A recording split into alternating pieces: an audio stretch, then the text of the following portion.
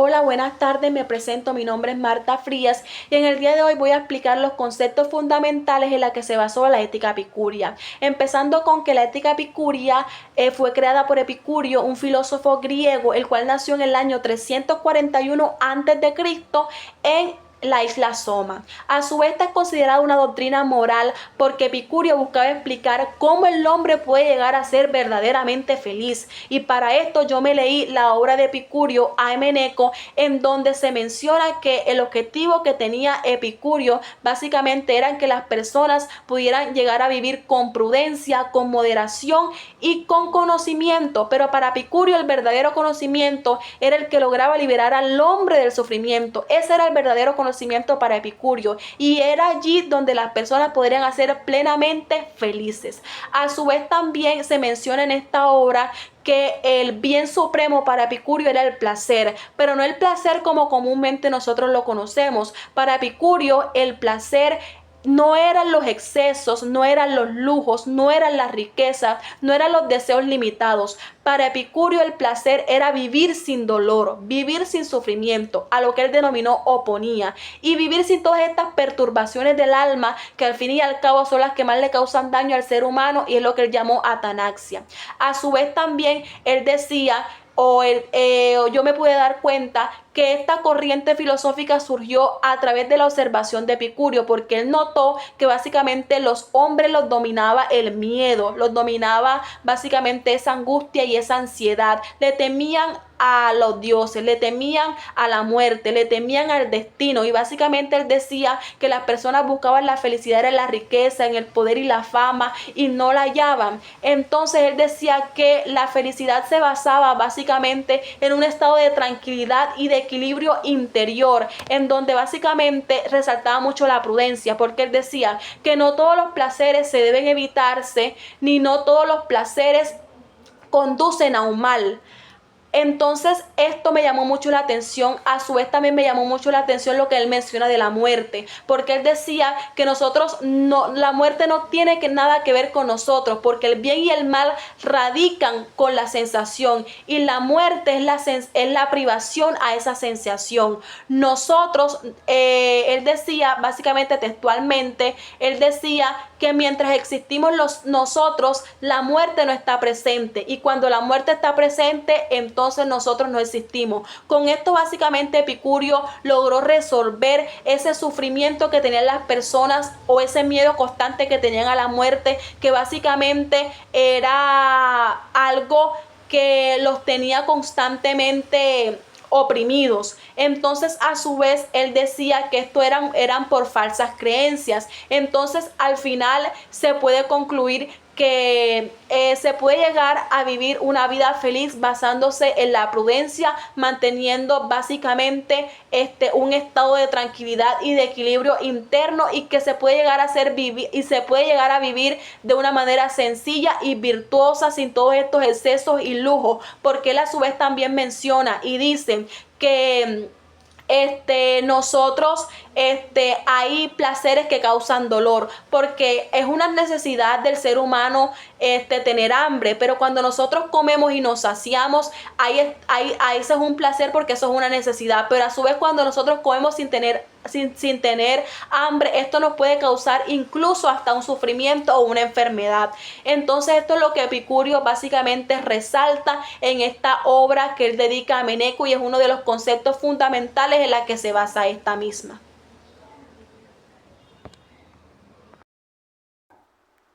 Bueno, como contexto histórico tenemos el cual se aborda dentro de cuatro ejes principales. En el primer eje básicamente tenemos el inicio del periodo helenístico, que comienza con la muerte de Alejandro Magno, este periodo helenístico se va a extender durante 3 siglos. Bueno, desde el siglo cuarto antes de Cristo hasta el siglo primero antes de Cristo. Este periodo helenístico se basa principalmente en el segundo ítem, como lo ven, es a causa de una fragmentación del imperio alejandrino o el imperio de Macedonia. Bueno, esta fragmentación del imperio de alejandrino se dio porque los generales de Alejandro, después de la muerte de Alejandro Magno, empezaron a pelear por el poder político y del territorio en el que se encontraba. Entonces, esto lo que hizo es que en lo que está en el tercer ítem es la fragmentación o más bien una crisis en la polis. Entonces, ¿por qué? Porque la polis era aquel lugar en el que los ciudadanos podían ir a tener una participación democrática, o bueno, los inicios de la democracia eh, en, en la ciudad-estado. Entonces, bueno, Sócrates define que el ser humano es el único animal en el que se centra en tener una polis, por así decirlo. Esa polis era un lugar virtuoso. O sea, se le definía virtuoso porque era el lugar en el que se hacían debates acerca de cómo tenían que mejorar esa ciudad en la que vivía la sociedad. Entonces, con todo esto, causas anteriormente mencionadas, esa poli se vio fuertemente acarreada por eso.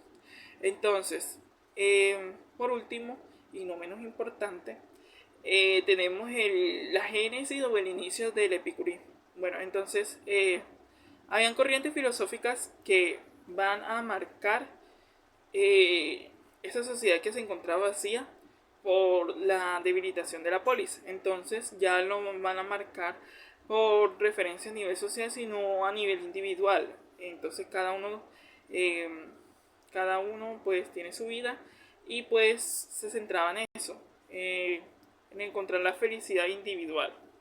Bueno, entre las corrientes filosóficas que querían abordar este tema estaba el epicurismo. El epicurismo nace principalmente por su máximo representante, que es Epicurio, en el cual él decía que había una manera de ser feliz que no era centrarse en el destino, sino vivir en el presente.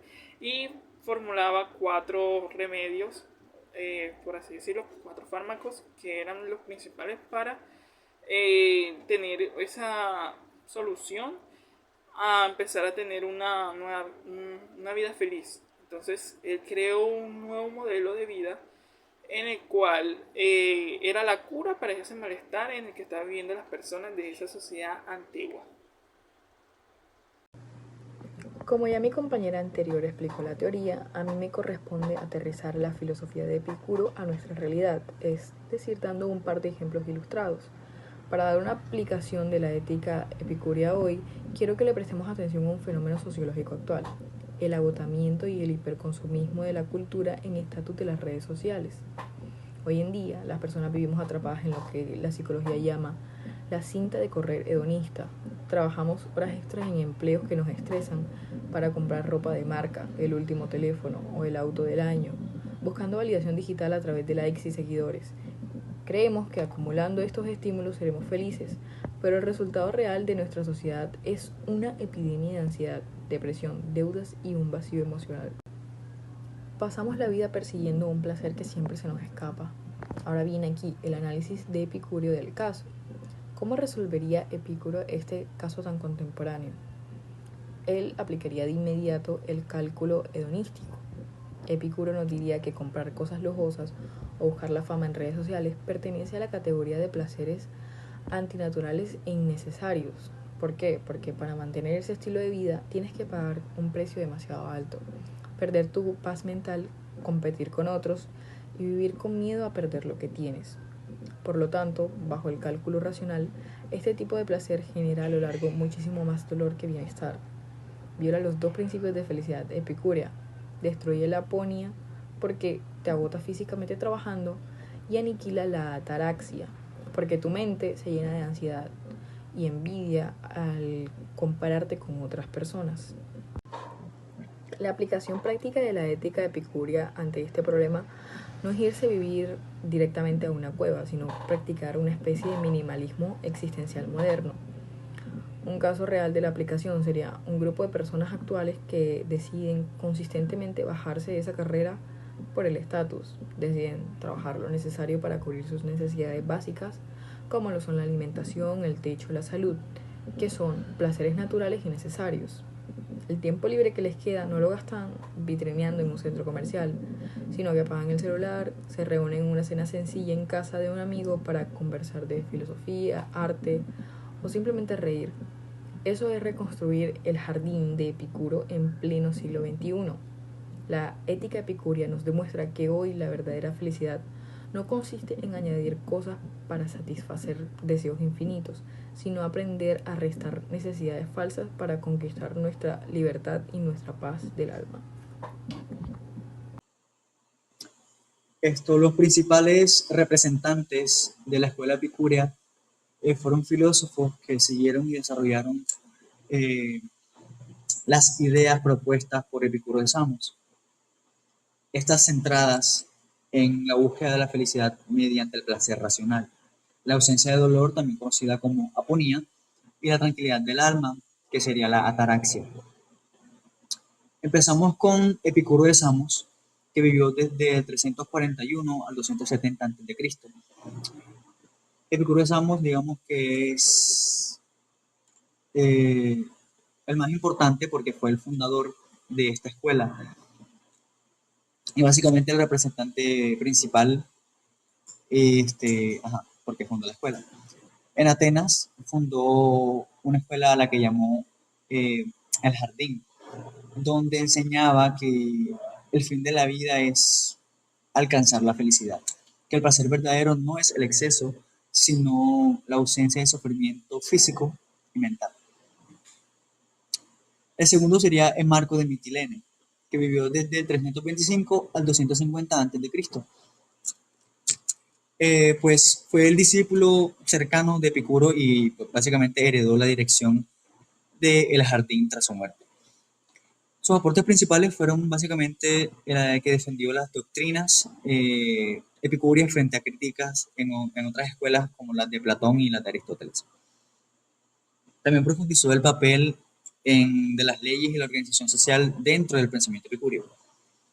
El siguiente sería Metrodoro de Lamsaco, que vivió desde el 331 hasta el 278 a.C. Él, digamos, fue el discípulo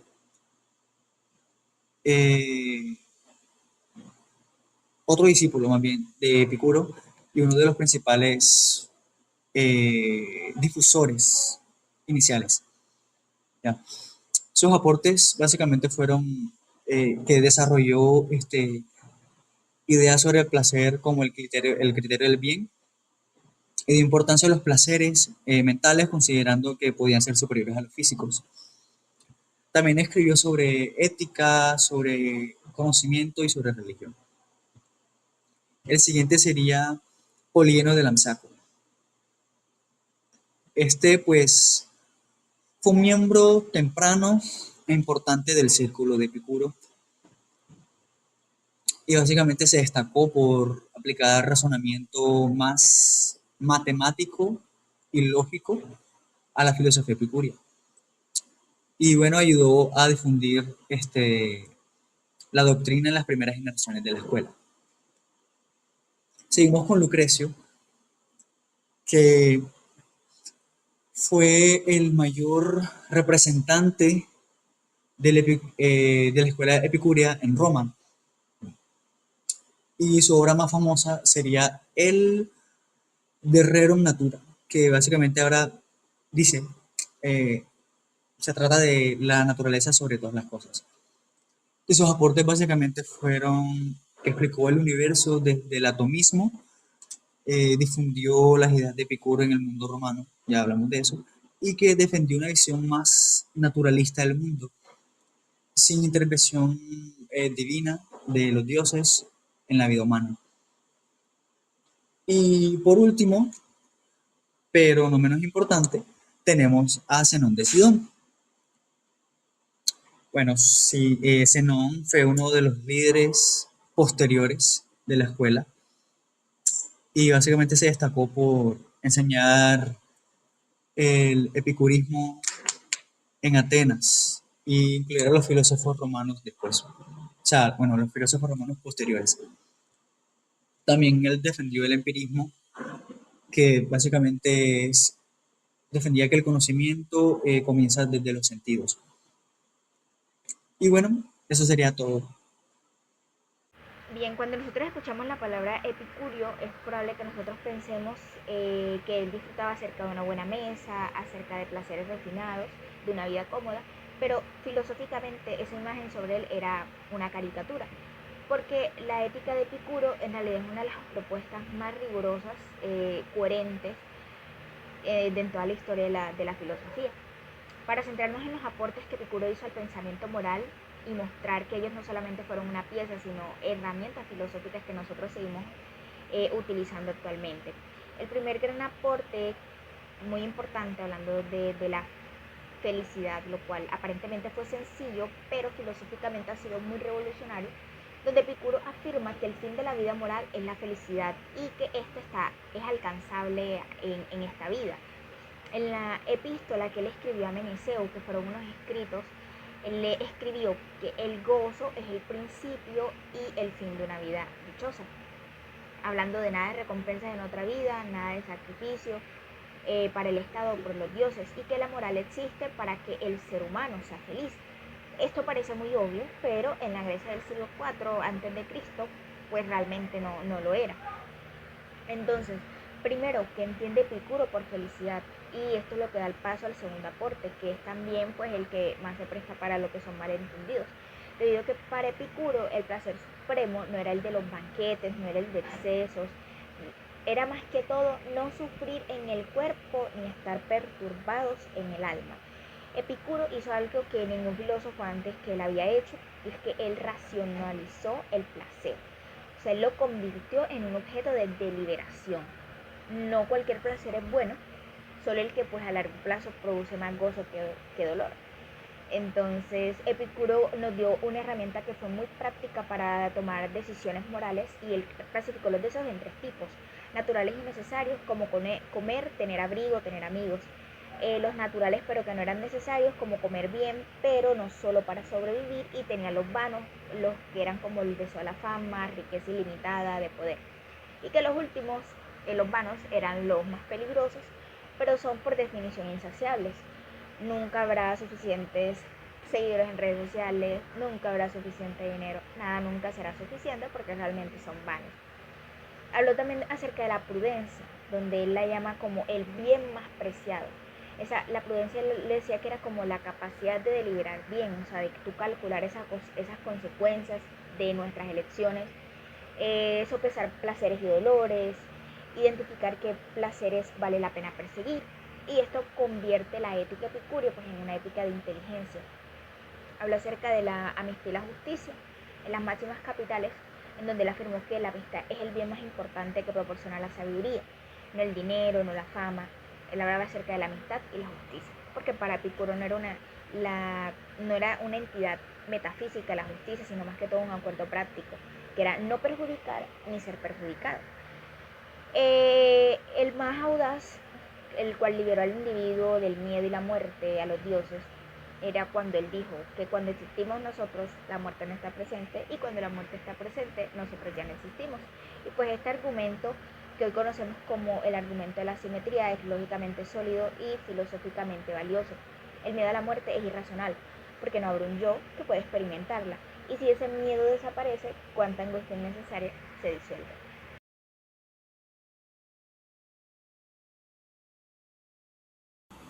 Bueno, para comprender la vigencia de la ética epicúrea en la actualidad, tenemos que comprender primero que el corazón de su ética se basa en la búsqueda del placer, pero este placer es entendido como la ausencia de dolor físico, es decir, la aponía, y la ausencia de la perturbación mental.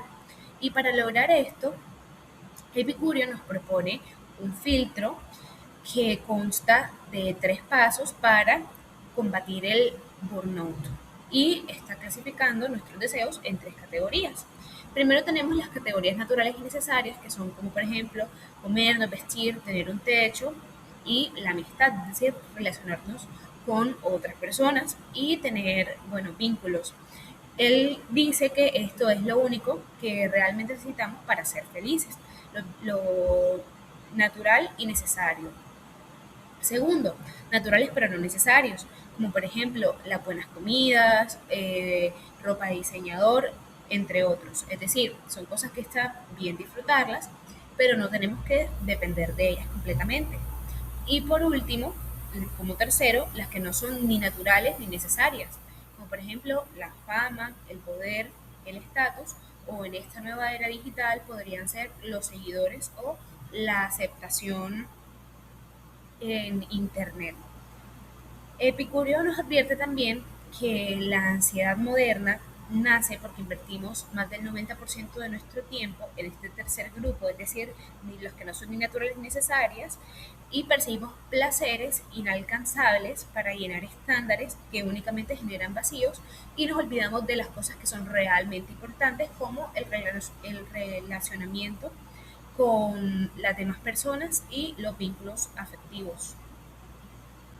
¿Cómo podemos aplicar esto hoy? Epicuro diseñó el tetrafármaco o la medicina de 4 partes para el alma, que podemos adaptar perfectamente a esta nueva era digital. Primero que todo tenemos no temer a los dioses, es decir, dejar de angustiarnos por aquello que no podemos controlar y al mismo tiempo dejar en muchos casos la obsesión que tendemos a desarrollar con esta nueva era digital por ciertas cosas como la aceptación social, números en redes sociales, entre otras. Segundo, no temerle a la muerte. Y para esto tengo una analogía, que es mientras existimos, la muerte no está, y cuando ella llega, ya somos nosotros quienes no estamos.